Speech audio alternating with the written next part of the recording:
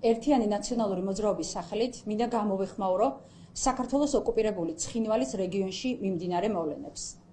კრემლის მიერ ეგრეთ წოდებული სამოკავშირეო ურთიერთქმედების გაღრმავება და ოკუპირებული ტერიტორიული ერთეულის ეგრეთ წოდებული გაერთიანების მცდელობა წარმოადგენს რუსეთის ფედერაციის მხრიდან საქართველოს სუვერენული ტერიტორიების ღია ცოცავი ანექსიის მორიგ ფაზას.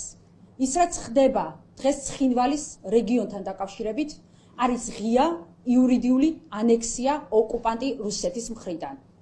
ამ ფონზე საგანგებო, საგანგაშო და ანტისახელმწიფოებრივია ქართული ოცნების დუმილი და უმოქმედობა. ეს არ არის მშვიდობის შენარჩუნების პოლიტიკა. ეს არის ოკუპანტის წინაშე კაპიტულაცია, საგარეო იზოლაციონიზმი და რუსული აგრესიის წინაშე საქართველოს ინტერესების მიზანმიმართული ღალატი. კრემლი იურიდიულ ანექსიას ახორციელებს ზუსტად იქ და მაშინ, სადაც მას ოკუპირებული საქართველოს დე-ფაქტო მართველი რეჟიმის მხრიდან შეგნებულად სრული პასიურობა და დანაშაულებრივი უმოქმედობა ხდება. იმ ფონზე, როდესაც ქვეყანაში ყველა სახელმწიფო ინსტიტუტი არის მიტაცებული, ერთიანი ნაციონალური მოძრაობა ვაცნობიერებთ საკუთარ პასუხისმგებლობას და ვაყალიბებთ სტრატეგიული მიმართულების და მოქმედებების მთავარ მიზნებს.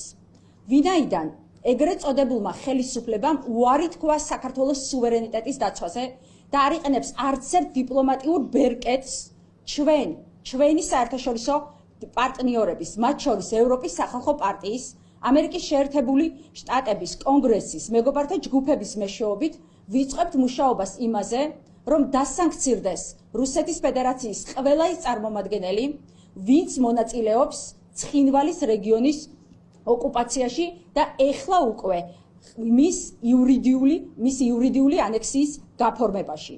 ჩვენ მოვუწოდებთ ყველა პროევროპულ ძალას, რომ ყველაზე მნიშვნელოვანი ეხლა არის შეიქმნას ერთიანი კოორდინირებული წინააღმდეგობის პლატფორმა, რომელიც დაუპირისპირდება რეჟიმის მიერ საქართველოს ეროვნული ინტერესების ღალატს და დანაშაულებრივ უმოქმედობას. ერთიანი ნაციონალური მოძრაობის საგარეო გუნდი გამართავს საგანგებო შეხვედრებს აკრედიტებული დიპლომატიურ წარმომადგენლებთან, რომ მათ გავაცნოთ დეტალური ინფორმაცია იმასთან დაკავშირებით, რა ხდება ცხინვალის რეგიონში და ოკუპაციის ხაზთან და მოვითხოვოთ ევროკავშირის სადამკვირვებლო მისიის მანდატის ფარგლებში მონიტორინგის გაძლიერება და საერთაშორისო ინსტიტუტების შესაბამისი რეაგირება.